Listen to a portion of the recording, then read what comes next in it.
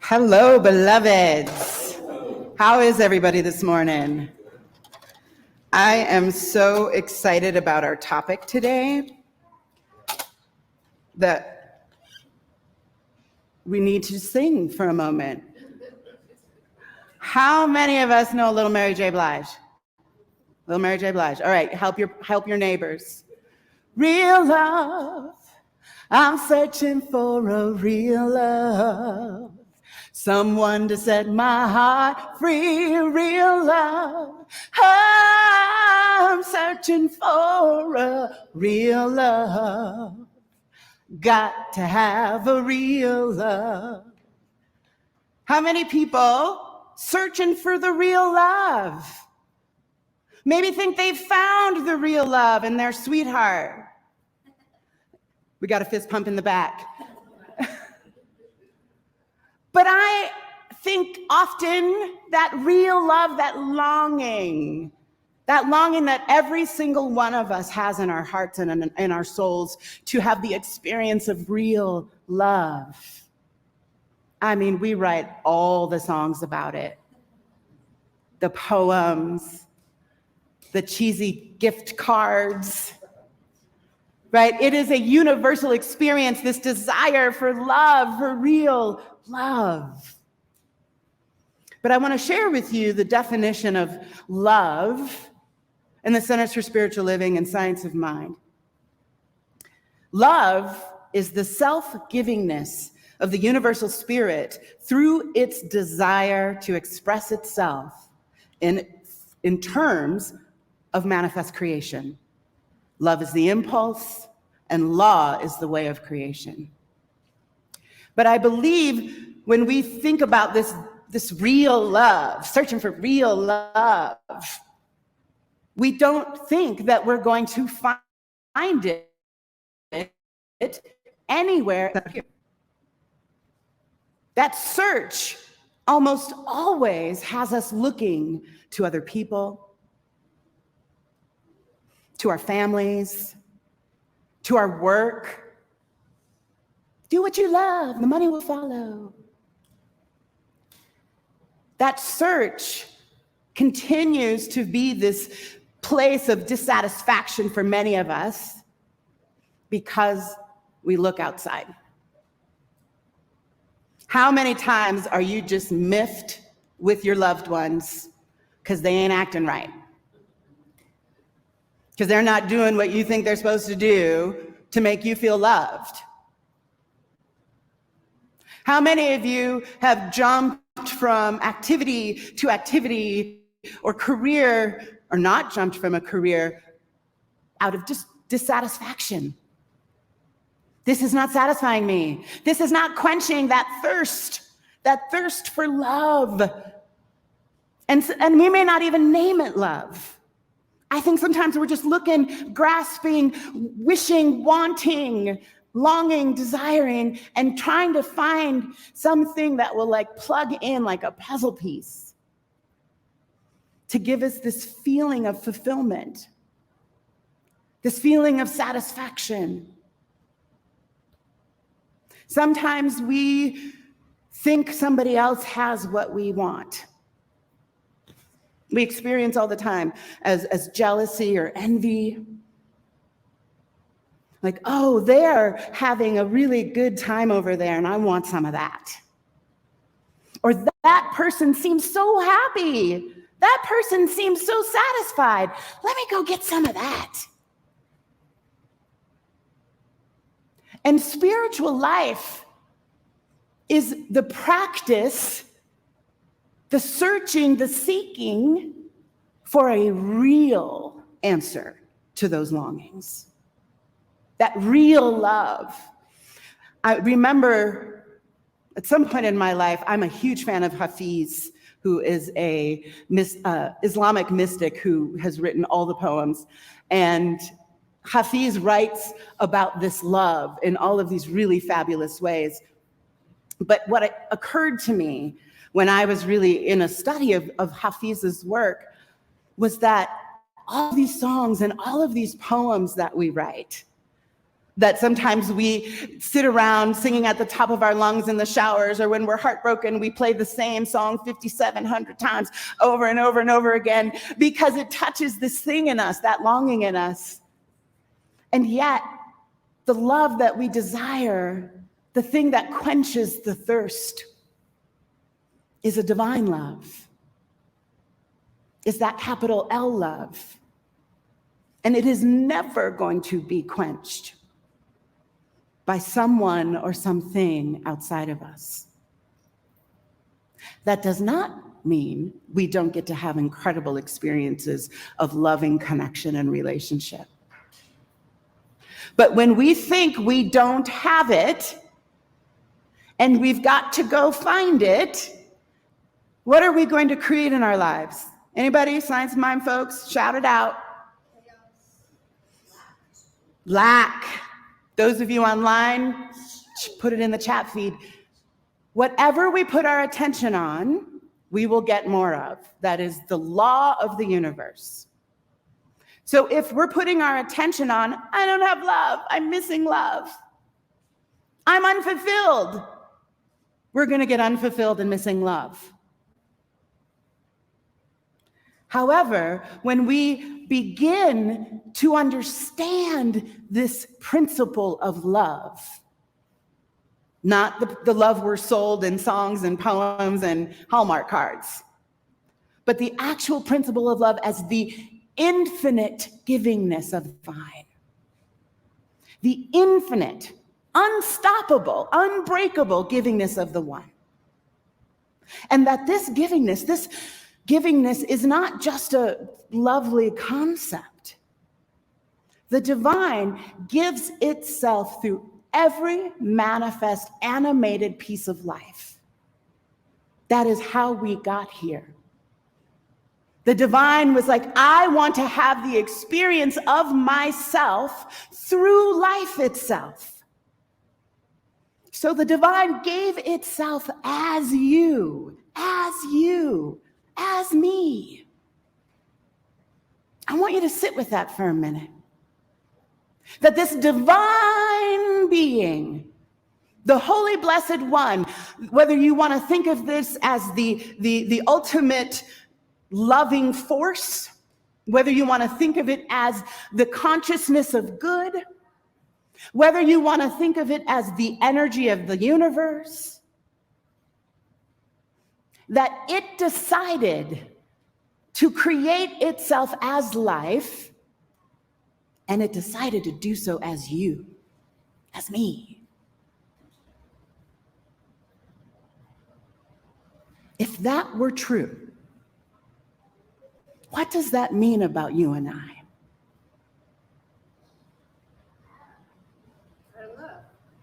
We are made of love itself. We are made of this divinity, of this energy, of this consciousness. There is no other possibility. But Ernest Holmes went on to say about the divine givingness that it's from eternity to eternity. Our receiving-ness may be spasmodic, but many great souls have, through faith, reached back of the appearance to the cause of things and received directly and constantly from the divine bounty. The reason we do not all do this is because we do not believe that there is a divine givingness.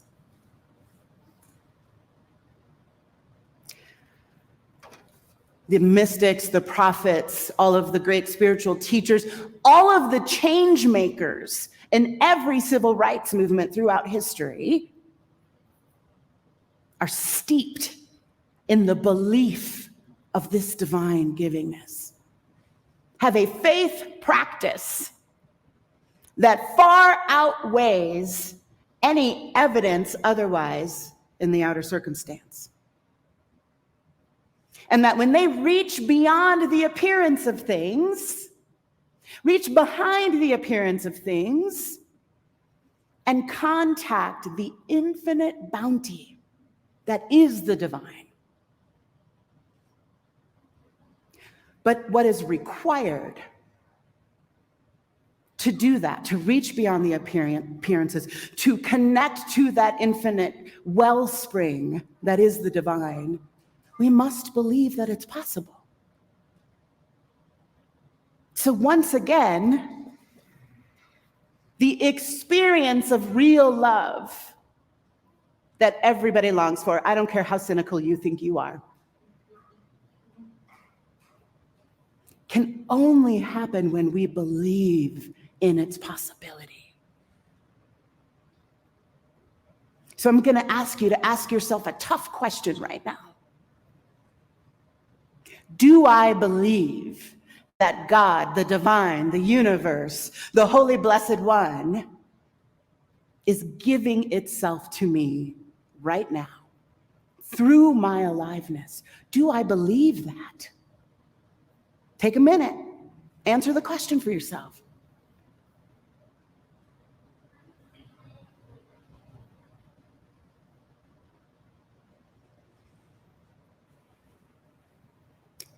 And if you don't believe it, what do you believe instead? One of the things I hear a lot is, well, God may be giving itself to her, and maybe over here to them, but not to me. I am somehow so special that I live outside of universal principle. I am so broken that that's not available to me. The other one I hear a lot is, well, do you know what I've done in my life? Do you know the things that I've done? That's not available to people like me. Do you know what I haven't done? I haven't done what it takes to receive God's favor. I'm not good enough. I'm not lovable enough to receive the infinite givingness. And one of the things that continues to astound me as I walk this journey with you all, every time I get a chance to do a deeper dive with folks, whether it's in a workshop or a classroom, or the only thing that is ever in the way of experiencing that greater love, and I've been doing this a minute now, I have never once found a situation where someone's life was so jacked up that I'm like, yeah, you don't get to have that. Never once. And I've prayed with people in prison cells. I've never once come across a circumstance or a situation that I thought, oh yeah, this is outside of God. No God here. But you know what I have found? In every single circumstance and situation, from I stubbed my toe, from nobody likes me and I'm gonna go eat worms, from I am sitting in a prison cell because I have done heinous things. The only thing I have ever found that is in the way of experiencing love is a belief that they can't. That's it. The only thing I have ever discovered as a stumbling block in my own life, in all of the lives I've come into contact with, is a thought or a belief that tells someone they're not okay, they're not worthy, that life is awful and terrible and a struggle and we're all here to suffer. Another really popular one. And the other thing that astounds me as I do this work is it doesn't matter how old we are. It doesn't matter how long we've been walking this planet. We don't get any better at coming up with fancier, more complicated, complex beliefs about how bad we are. They just the same old, simple misbeliefs that we all inherited. It doesn't matter how old we are, I hear the same things. Well, in my family, this is what we were taught. My parents taught us da-da-da-da-da. In my neighborhood growing up, this was what was normal. And it's the same handful of lies that continue to be the stumbling blocks of our lives. And sometimes I'm astounded by that because I just think we could be more creative. Like, come up with better lies. Come up with some new stuff. But we don't. We all get sucked into the same handful of lies. That those people over there are better than me. That my being sensitive is not okay. That I'm a dude and I don't get to have feelings. That I'm a woman and I can't do that job. Like these same set of ridiculous mistruths continue to be the only stumbling blocks that I have ever seen. Not even institutional racism, homophobia, genderism, none of those things is actually a thing, by the way. Like, can you touch it? Not even those wildly ridiculous societal race consciousness norms are greater than what is true. They're not actually even things. They're just thoughts. And the power we give to these thoughts and these misunderstandings is phenomenal, actually. And yet we have this other possibility. There is a spiritual law that says that love, capital L love, God, the universe, the divine, is giving itself to us infinitely, without stopping, without fail, without interruption. And yet we're over here like, well, my dad was a jerk. I don't deserve love. And I'm thinking to myself, really? Your dad was a jerk? My dad might be in the dictionary as the jerkiest of jerks. However, there is this truth that does not care, that has no bearing, it cannot be changed, altered, shifted, diminished, that we call the infinite givingness of the one, which is how we define love. And no matter what your story, no matter what your circumstance, no matter what your pain or suffering, this remains true. And what's really exciting about that is you can believe it.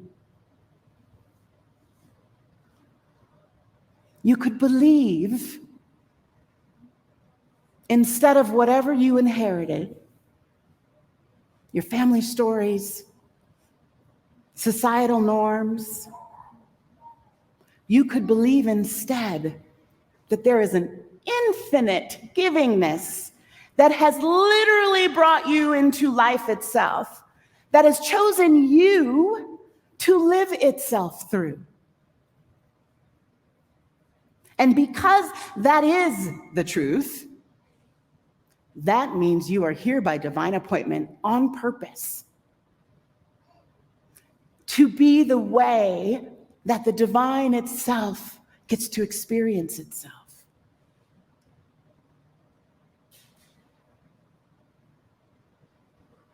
So I want you to sit with that truth. And let's just do some simple reasoning.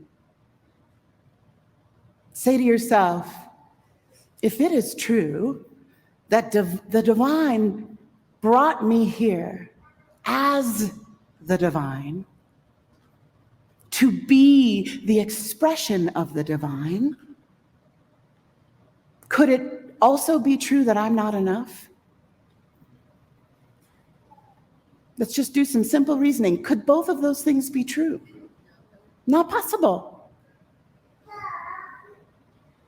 If it is true that the divine said, "Here, have life, and have it abundantly," because you are the exact, perfect, unique expression that I want to live myself through.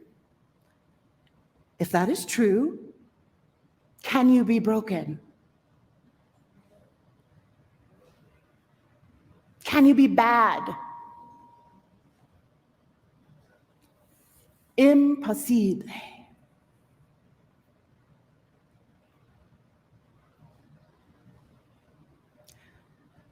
This is the work.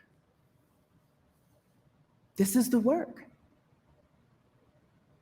Because when you give your attention to the thoughts and the beliefs that are in opposition to the truth, you have separated yourself from God. And when you are separate in your thinking and your belief, you cannot experience love, which is the thing we all want. Have you guys heard the saying, well, if you don't love yourself, nobody else can love you? Total BS, right? How many of you have loved somebody who believed they did not deserve it? If you are a parent, you've done it a bunch. How many of you have been loved somebody where you're like, not at your best? Yeah. So BS, that's not true. You absolutely can be loved and not love yourself. It's not a thing. But what is true is you can only experience love to the degree that you will receive it. That infinite givingness needs an infinite receivingness.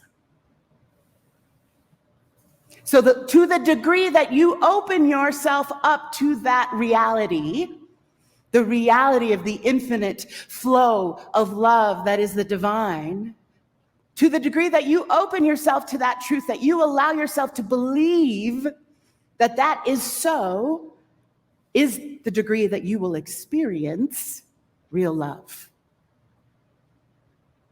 And what do you imagine happens the more that you open yourself to that truth?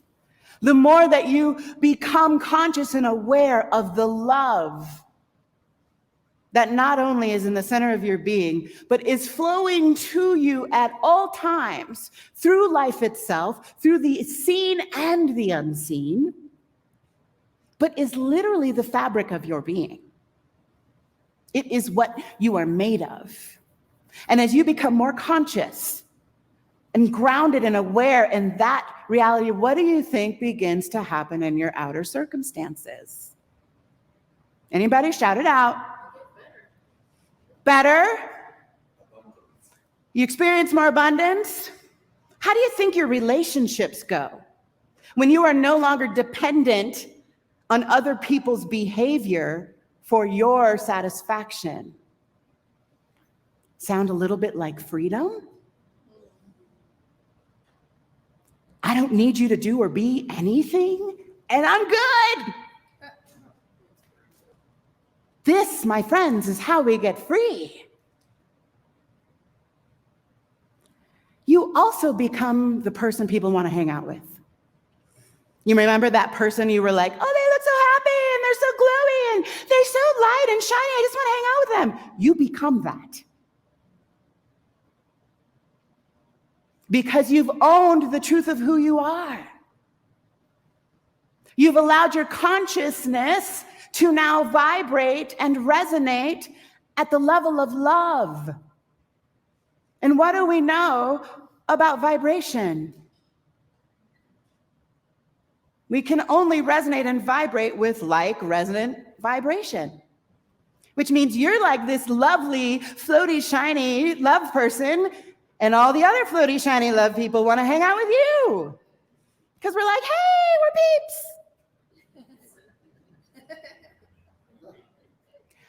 The other thing that happens is the vibrations and the things and the people that are not resonant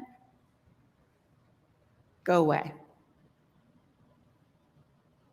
As you allow yourself to be a stand for what is true, the things and the people that do not stand for that will no longer be able to be in space with you, which can be challenging to some relationships as you grow.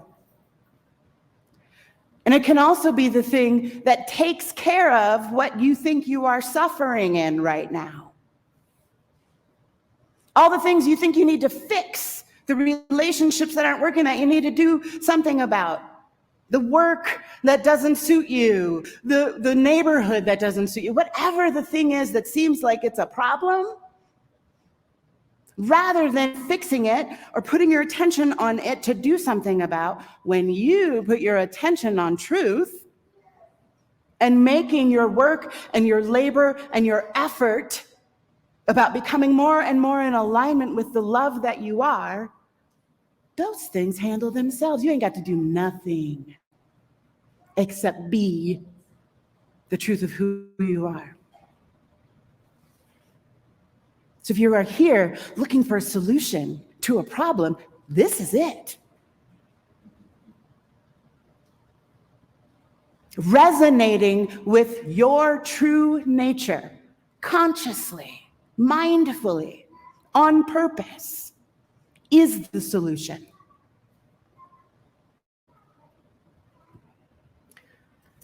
And I want to share again.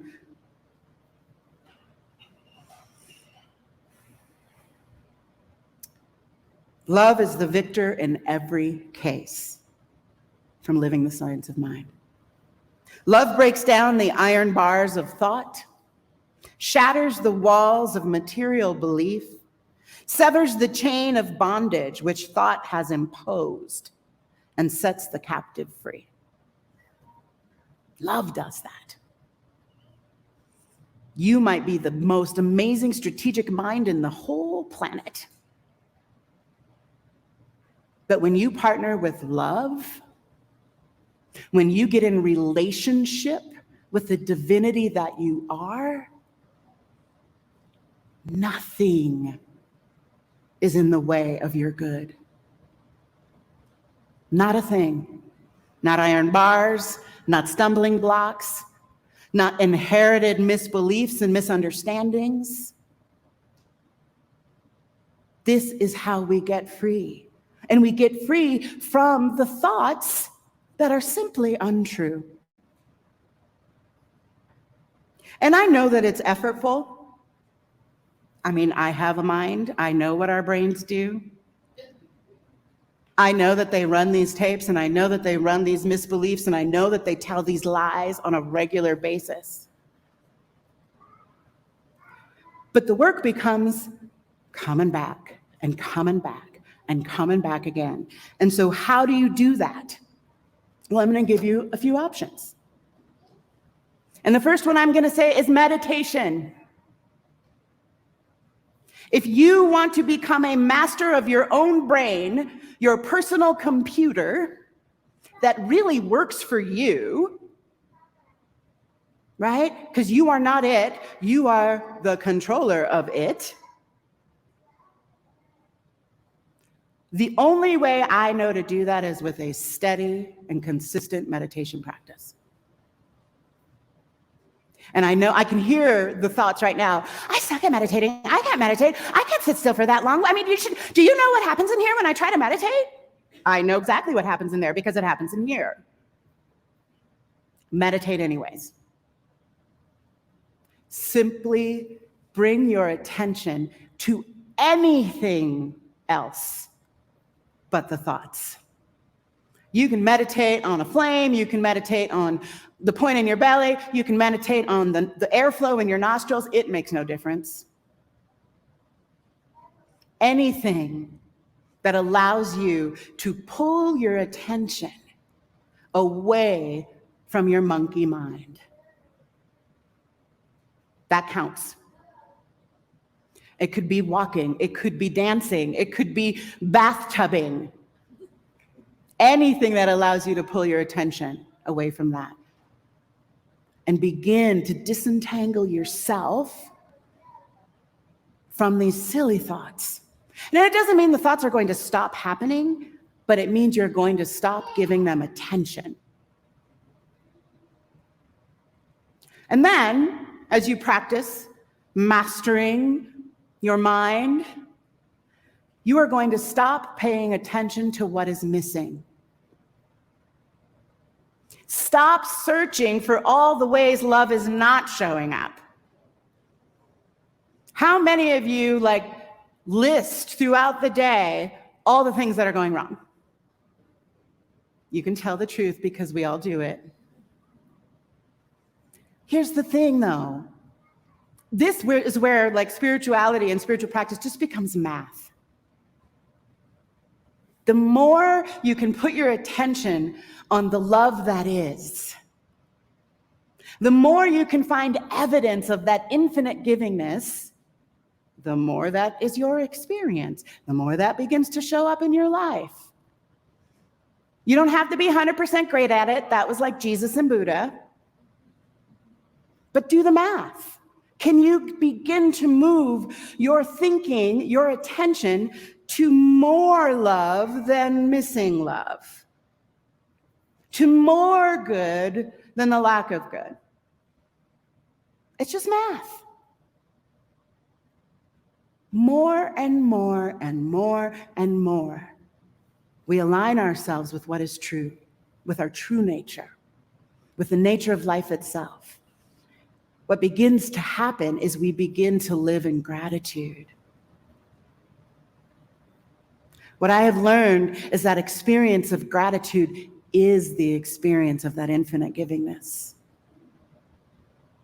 Every time I allow myself to really be present to the way that the divine shows up in all of these little tiny baby ways and the massive epic ways, it instantly moves me into gratitude, like, oh my God, thank you. Thank you for the way that leaf just danced in the wind. Thank you for that little baby's voice in the back of the room. Thank you for the way the light dances in the trees at sunset. That is the actual experience of the infinite givingness, which is why gratitude is gold standard spiritual practice. So that's your homework. Begin to mind what you're paying attention to. Open yourself to the love that is ever available in every moment, at all times, and know that you too are it. Exactly as you are right now. This is real love. And we each get to have it. Right now. So if that is a yes for you, you are ready to open yourself more fully, more widely, more consciously to the holy, blessed love that you are, let us pray. Because what I know without a shadow of any doubt is that holy, blessed one is love. And it has given itself to you and to me and to this thing we call life in absolute, infinite abundance. That this love, that this thing that we are experiencing as life itself is this great gift of the divine. And you and I have been anointed and appointed to be stewards of that love as life itself. No one is outside of this truth. There is no activity, there is no behavior, there is no misstep that can undo that truth. There is no outer norms or circumstances or conditions or misbeliefs or misunderstandings that can undo that truth. But what I know about the love in its infinite givingness, in its constant givingness, is that there is never ever going to be a moment that you can't have it. And if you missed it in this moment, you get to have it in the next. You will never run out of chances to experience the greater and greater and greater love that is the Holy Blessed One. That is what we are doing here. We've been gifted the greatest gift possible, to be alive and conscious of the love that we are, which is our greatest longing. And so I know that each one of us in this moment, right here, right now, say yes. I say yes to making it my business to be a conscious conduit and expression of the One. I make it my business right here and right now to be the experience of love itself. And because I say yes to that, I am now a transmutation station for anything that is not that.